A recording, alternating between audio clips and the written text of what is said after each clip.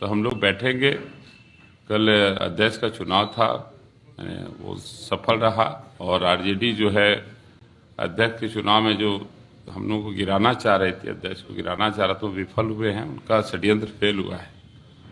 और आज हम लोगों ने निर्णय किया, अपने पार्टी के वरिष्ठ नेताओं से सारे पार्टी फोरम में रखा गया, तो निर्णय हुआ कि जिस तरह से आदरणीय सुशील कुमार मोदी जी ने जब ट्वीट किया कि एनडीए के विधायकों को प्रलोभन दिया जा रहा है, उनको डराया जा रहा है, खरीदने की कोशिश की जा रही है, कल के स्पीकर के चुनाव को बाधित करने का कोशिश किया जा रहा है, तो आरजेडी की तरफ से बयान आया कि अगर बातचीत हुई है तो फिर ऑडियो कहाँ है, वो बातचीत का ऑडियो कहाँ है। जब उनके पास ऑडियो आ गया तो कहने लगे ऑडियो झूठा है, ऑडियो गलत है।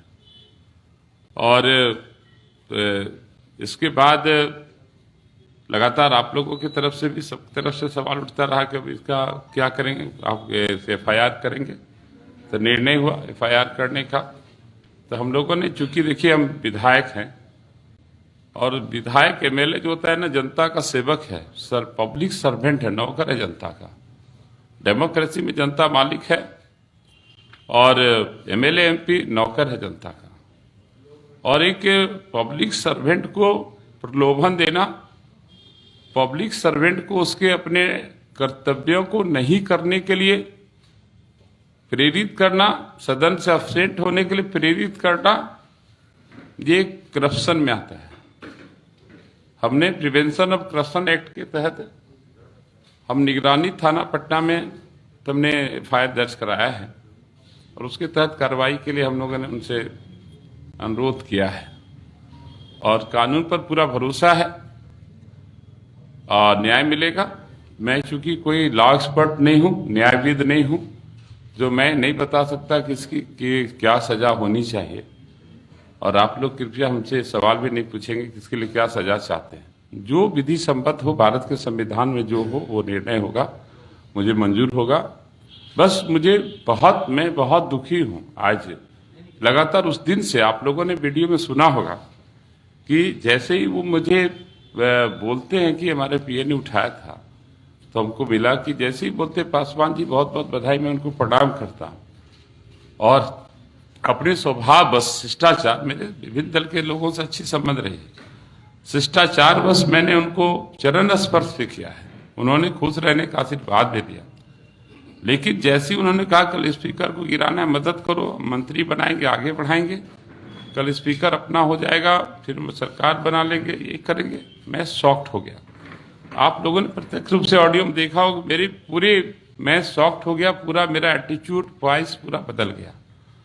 और मुझे सबसे बड़ी दुख इस बात की है कि अगर देश में डेमोक्रेसी नहीं होता, लोकतंत्र नहीं होता, तो आज लालू प्रसाद जी को जानने वाला कोई नहीं होता। ललन पासवान जैसा गरीब, बिहार का सबसे गरीब एमएलए कैंडिडेट जिसका बैंक बैलेंस 928 रुपया, वो विधानसभा नहीं पहुंच पाता, बहुत लोग नहीं पहुंच पाते। आज वो व्यक्ति जो डेमोक्रेसी का उपज है, डेमोक्रेसी ने यहां तक पहुंचाया और इस तरह से डेमोक्रेसी के साथ खिलवाड़ कर रहा है, उस तरह से डेमोक्रेसी की हत्या कर रहे हैं, मुझे बहुत सदमा लगा। मैं आज भी बहुत दुखी हूं और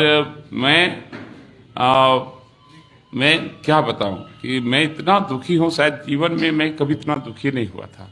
और मैं ये सब सोच लेकर नहीं आया था। मैं बहुत बीजेपी का एक बहुत साधारण कार्यकर्ता हूं, साधारण कार्यकर्ता रहना चाहता हूं। चुनाव में भी मैंने कहा था, मैं पहले भी कार्यकर्ता था, आज भी हूं, कल भी रहूंगा। आज फिर कहता हूं कि मैं आज भी कार्यकर्ता हूं, कल भी कार्यकर्ता ही रहना चाहता हूं। मैं ऐसा कार्यकर्ता हूं, अपनी इंजीनियरिंग की नौकरी छोड़ने के बाद मैं 20 साल से सामाजिक राजनीतिक जीवन में हूं और मैं लोगों का वृद्धा पेंशन, विधवा पेंशन, प्रधानमंत्री आवास योजना, राशन कार्ड, लोगों का प्राइमरी हेल्थ सेंटर में ले जाकर इलाज कराने से लेकर एक छोटा छोटा काम करता हूं, जो एक वार्ड सदस्य, एक मुखिया का काम, वो भी करता हूं।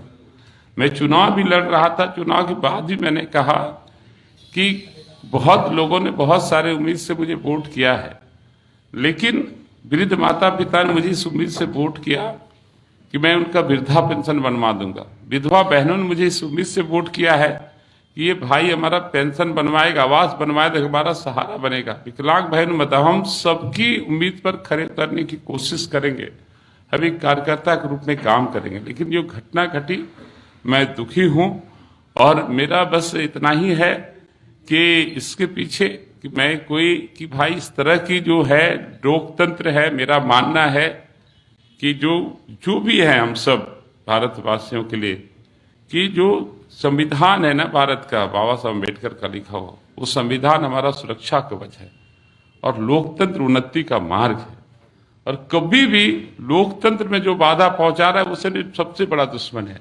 संविधान को जो हाथ में ले रहा है वो देश का सबसे बड़ा दुश्मन है और इसको बर्दाश्त नहीं करना चाहिए। हमने भी शायद मेरे व्यक्तिगत हानि होती, मेरे व्यक्तिगत नुकसान की बात होती तो शायद ये मामला आप तक नहीं पहुंचता, क्योंकि ये संविधान को नुकसान पहुंचा रहा, लोकतंत्र को नुकसान पहुंचा रहा था। जनादेश को खरीदने या जनादेश को खंडित करने का जो षड्यंत्र चल रहा था, इसलिए मुझे ये उठाना पड़ा कदम। और चूंकि संयोग में हमारे नेता बगल में आदरणीय डिप्टी सीएम साहब था, सारा उनके संज्ञान में गया, सब लोग जाने, उन्होंने भी फोन उठाया, उनका ये लगाया, उन्होंने फोन उठाया। बस हम इतना ही कहना चाहते हैं कि हम निगरानी कोर्ट में गए हैं, एफआईआर के लिए कॉपी दिए हैं और भरोसा है कि न्याय होगा। और आगे भी इस तरह के जो कांड होंगे, जो खरीद फरोख्त के धंधे चलते हैं, इस पर भी अंकुश लगेगा। मैंने इसका लाभ अन्य प्रांतों को या इसका लाभ आने वाले समय में बिहार की राजनीति में आने वाले समय में इसका मैंडेट का जो है सम्मान होगा, लोकतंत्र का सम्मान होगा। और हम अंत में इतना ही कहना चाहते हैं, हम बहुत दुखी हैं, बहुत दुखी हैं। एक साधारण व्यक्ति की तरह रहना चाहते थे, कार्यकर्ता की तरह हम जीवन बिताना चाहते हैं, पार्टी का जो आदेश होता है उसको मानना चाहते हैं। क्योंकि मामला इसलिए इतनी बढ़ गई कि पार्टी हमारे लिए माँ है। एनडीए के कार्यकर्ताओं ने रात दिन एक करके जिसने मुझे चुनाव जिताया वो हमारे लिए भगवान है। डेमोक्रेसी में जनता मालिक है और मैं माँ से गद्दारी नहीं कर सकता, कभी नहीं कर सकता। और माँ के मान सम्मान के लिए अगर मंत्री क्या इससे बड़ा पद भी होता तो मुझे ठुकराने में एक क्षण भी देर नहीं होती। और माँ के लिए मेरी जान भी चली जाती, मुझे कोई गम नहीं है। पार्टी मेरे लिए माँ है और मैं बहुत दुखी हूँ उस घटने से। और आज मैं आरजेडी के लोगों का जो मानसिकता है 15 साल सत्ता से बाहर रहने के बाद भी, कि चूंकि ललन पासवान गरीब है, जो अखबार में छपा है कि बिहार का सबसे गरीब कैंडिडेट है, बैंक बैलेंस 928 रुपया है, गरीब है, दलित है, अनुसूचित जाति से है। और जो परसेप्शन बना हुए लोगों के दिमाग में कि ये दलित जो होते हैं, गरीब जो होते हैं, अनुसूचित जाति वर्ग के लोग जो बिकाऊ होते हैं, इसको खरीदा जा सकता है, बाजारू होता है।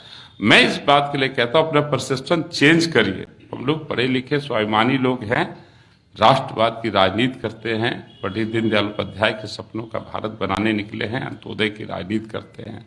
और हम लोग बस कार्यकर्ता ही रहना चाहते हैं। बाकी सब आप लोगों के बीच में है। बहुत बहुत धन्यवाद।